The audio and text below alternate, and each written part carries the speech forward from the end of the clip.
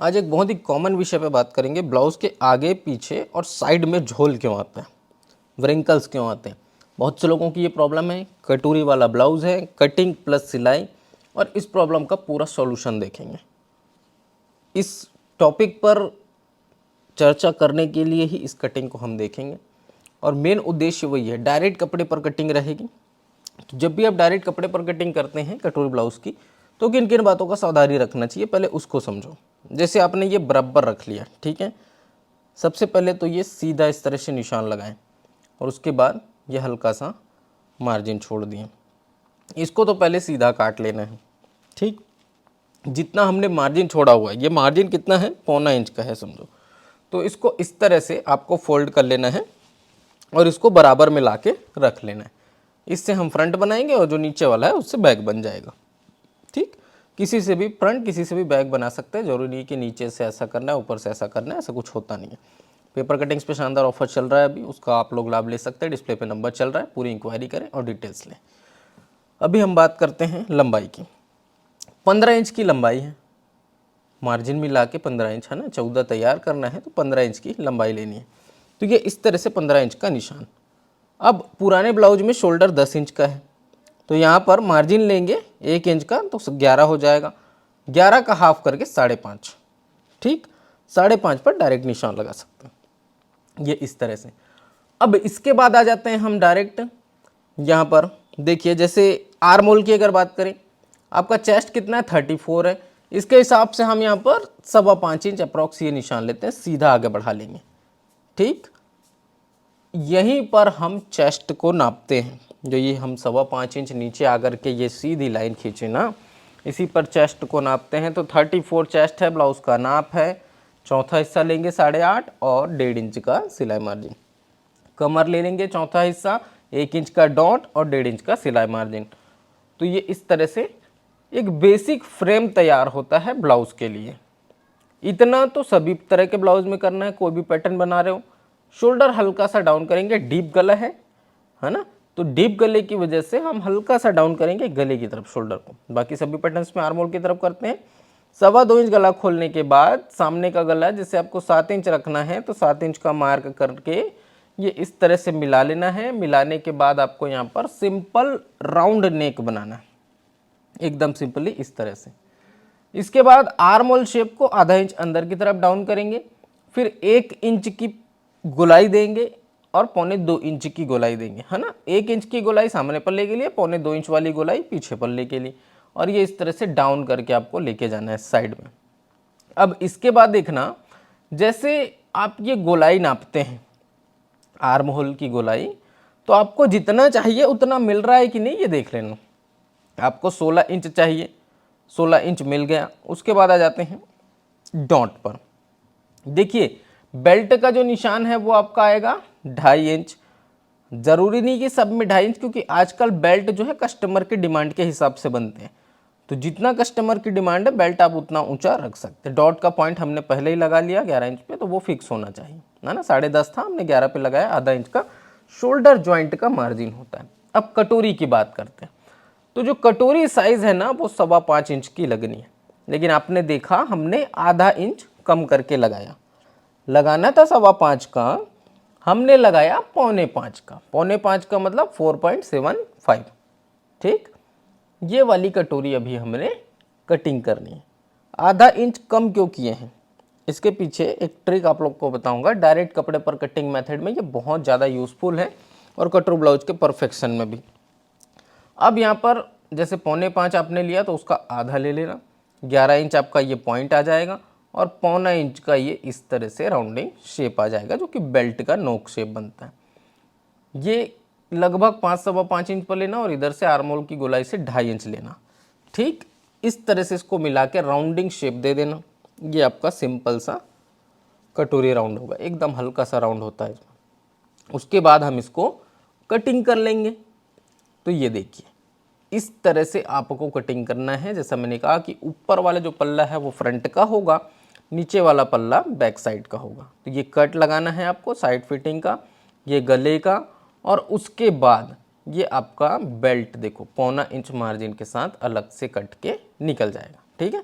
ये पिंस निकाले, आपका बेल्ट बिल्कुल रेडी मिलेगा पौन इंच मार्जिन के साथ में। अब ये पीछे का पल्ला है, ये सामने है। इसमें आपको पहले गले की कटिंग कर लेना है, कटोरी को अलग कर लेना है और आर्म होल की जो गोलाई आपको छांटनी है फ्रंट पल्ले के हिसाब से, उसको भी छांट देना है। ठीक है, ये देखो, ये हमने अलग से ये नाप लिया हुआ है, कितना है, आधा इंच। तो ये आधा इंच आपको यहाँ से इसको निकाल देना है। ठीक, इसके पीछे एक बहुत बड़ा सीक्रेट होता है, कभी किसी वीडियो में बहुत विस्तार से इसके बारे में चर्चा करेंगे। आर्म होल की गोलाई ये जो फ्रंट के हिसाब से, क्योंकि पौना इंच का शेप होता है गहरा, तो ये इस तरह से इसको भी छांट देना है। ठीक, और उसके बाद ये सेंटर का कट। अब बात आती है कटोरी की। तो जो कटोरी है उसके लिए आपको क्या करना है, इसको उरेब निकालना होता है कटोरी को। ये चीज़ मैं आपको बारंबार बताता हूँ कि कटोरी ब्लाउज की कटिंग अपर चेस्ट के हिसाब से होती है। कटोरी उरेब निकालने से फुल बस्ट में जाके ऑटोमेटिकली ये बैठ जाता है। ठीक है, ये इस तरह से आपको इसको पूरा मार्क कर लेना। जब भी आपका अपर चेस्ट और फुल बस्ट का अंतर 2 इंच या उससे कम है, बिंदास आप कटोरी ब्लाउज को इस तरह से कटिंग करके बना सकते हैं, कोई प्रॉब्लम नहीं आएगी। मार्किंग करने के बाद देखो, ये आपका डॉट पॉइंट मतलब कि सेंटर पॉइंट, वहाँ से निशान सीधा नीचे लाना है और ये आइट साइड में लेके जाना है।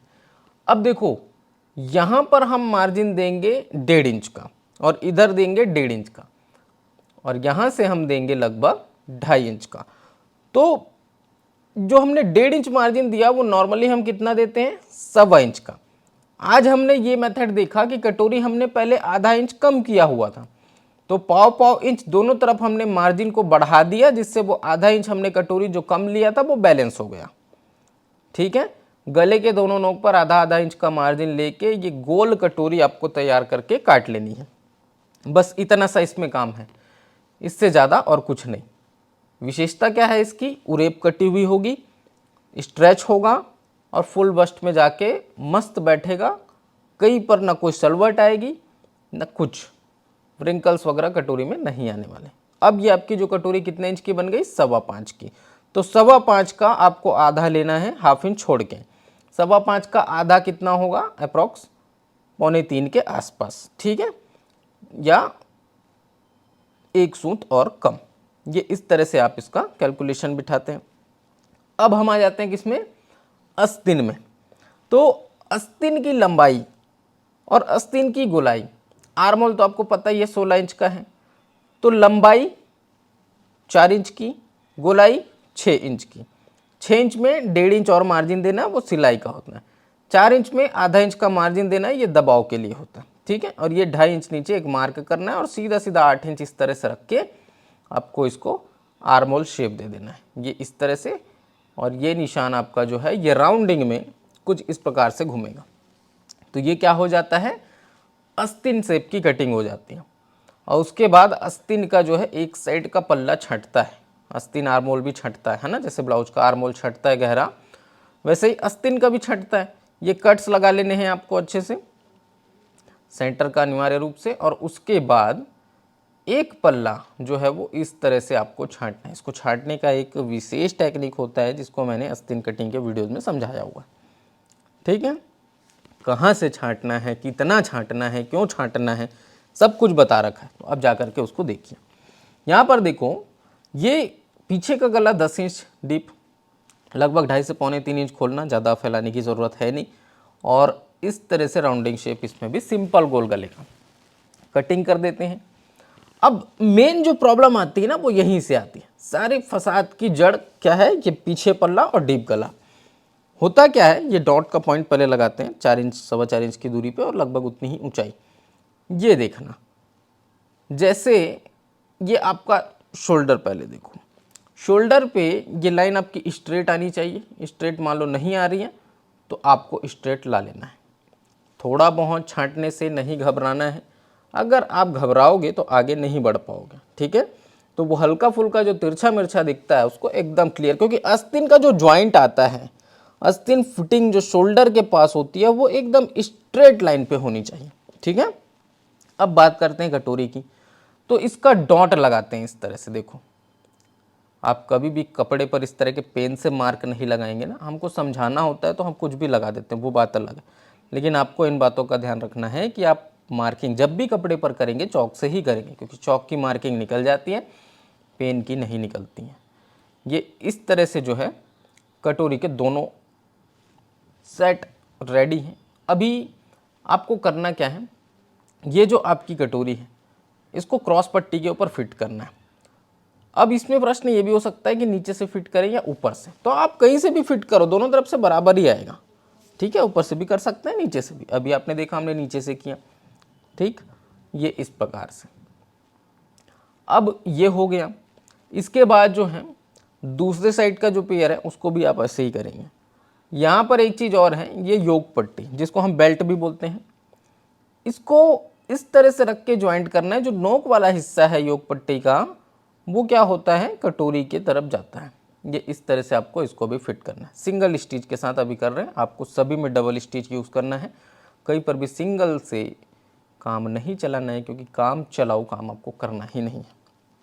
ठीक, अब देखो ये रेडी है ये वाला पेयर, और इसको इसके साथ इस तरह से रख के मिलाना। तो ये आपका क्या आता है, कट टू कट बराबर मिल के आता है। और ये आपका आस्तीन है, तो ये कट आपके आस्तीन के कट से बिल्कुल मैच करना चाहिए। कैसे मैच करना चाहिए, ये इस प्रकार से जब आप रखेंगे तो ये देखो ये आपके कट मिल नहीं रहे। मेन मुद्दा यही होता है। एक तो क्या होता है कि आपकी फिटिंग की सिलाई सीधी नहीं आ रही, आपके आस्तीन में झोल आ रहा है, आपके साइड में झोल आ रहा है, जैसे इसमें लिखा है आगे झोल, पीछे झोल, साइड में झोल। रीज़न यहीं से शुरू होते हैं। देखो सबसे पहली बात, यहाँ से आपको 8.5 नहीं नापना, 8.5 आपको यहाँ से नापना। 34 चेस्ट है तो जितना आपका रहेगा उतना चौथा हिस्सा लेना, तो लगभग आधा इंच के आसपास ये कम हो जाता है। तो कम कैसे करना है, ओनली चेस्ट को करना है, कमर को कुछ नहीं करना। तो ये इस तरह से इतना इसको छांट देना है। ये सबसे पहली टिप, इसको बिल्कुल ध्यान रखना, खासकर डीप गले वाले, डीप गलों में ये विशेष तौर पे करना, पहली बात। दूसरी बात, ये आपका जो चेस्ट है, जैसे मैंने बोला था कि साइड ये इसका हल्का सा छटेगा, हुकाई पट्टी का मार्जिन छोड़ के कितना नापना है, 8.5। ये 8.5 ले लिए। उसके बाद कितना, 1.5 इंच का मार्जिन, तो इसमें भी इतना छट जाएगा। ये नहीं छटता, ये क्यों छट रहा है, क्योंकि हमने कटोरी पहले छोटी ली थी, बाद में मार्जिन को बढ़ाएं, इसलिए मैंने बोला था कि क्रॉस पट्टी भी इतना छटेगा। तो ये इस तरह से इतना छटेगा। आप इसको क्या कर सकते हैं, पहले भी छांट सकते हैं, कटोरी फिट करने के बाद में चेक करके भी छांट सकते हैं। ठीक है, ये इस प्रकार से हमने इसको कंप्लीट रेडी किया। अब जरा यहाँ पर एक चीज़ और गौर करना, वो क्या है कि भाई झोल और जो आपकी फिटिंग की सिलाई सीधी नहीं आती, क्यों नहीं आती, इस तरह से मिलाते हैं तो जो कट है ब्लाउज का वो नहीं मिलता। कहाँ पे आ रहा है, यहाँ पर आ रहा है। तो यहाँ पर कैसे आएगा, इतना जब छांट देंगे तो आएगा।